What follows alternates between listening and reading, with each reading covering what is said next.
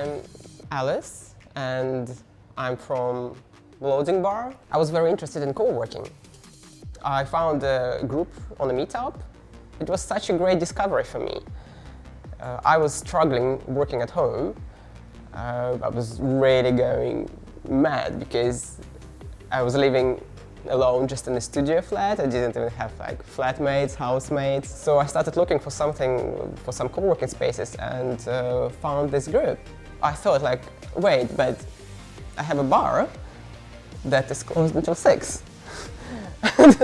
Those two things just clicked together and it looked like a great idea.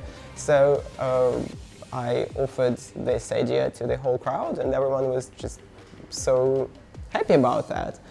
Because it's just the place where no one forces you to buy anything with good connection, and that's how it all started out. I make computer games, for better or worse. I loved games from the very second I started playing, and I was obsessed with it all through my life up until now.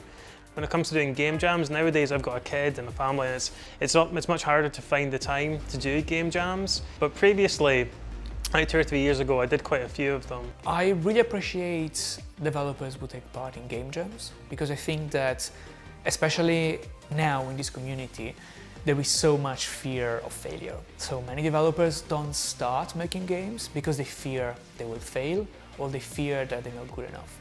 And I think that games jams are amazing because they remove that. You make something in couple of days or a week maybe. It basically removes the fear of failure because you see your stuff and you see how it compares to all other games and you see what people can achieve in 2 days. I went up to Dundee with Alan Zucconi and we decided to make a game across 40 hours with some students up there about jumping. Alan had the idea to take mobile phones and use them as the input control for games, but not by pressing on the screens, but by using the accelerometers in them. And so we strapped mobile phones onto our arms and made a game about jumping, like really actually properly physically jumping. And that was an incredible experience. I first found the Loading Bar when I was actually in Soho, in the centre of London. And Jimmy had just started it up. And just the concept of having a bar pretty much built around the concept of computer games and people playing games together was amazing. I think it's a wonderful space to have, and now there's the co-working. So there's lots of people who work from here, so because making indie games can be a very solitary existence, having the opportunity to come and work with people in like a friendly environment and you can show your work and they can show their work and everyone can exchange ideas, it's brilliant. Like, it's certainly made my games better having this facility available. I'm the founder of AutoGene and just from here in London. So AutoGene's a micro studio, there's only 3 of us, predominantly make mobile games. We're quite story focused, so I always come up with a story first, and then I kind of sort of like attach that to a genre that would fit. I spend sort of like 4 or 5 months like coming up with a game idea and mechanics, and then just spend the rest of the time polishing and like being able to get a game from your laptop to a store like that people could buy. Like, it's awesome. I'm from London and I'm a programmer and game developer.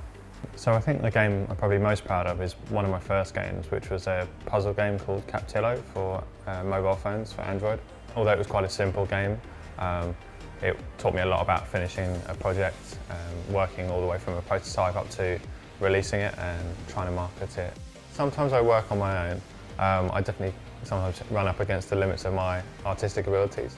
It is hard, and I don't think there's a solution really. I think you really have to try and, as much as possible, to work with other people. From time to time, I work in the loading bar. I think what I like about coming here is it's a really welcoming atmosphere. There's always some people around to bounce ideas off of and get advice from. You know, it's also free, which is massively helpful. A lot of co-working spaces, especially in London, you'll have to pay £200 or £300 a month. So to have somewhere that's free, that has really great people to help you and to talk to is great.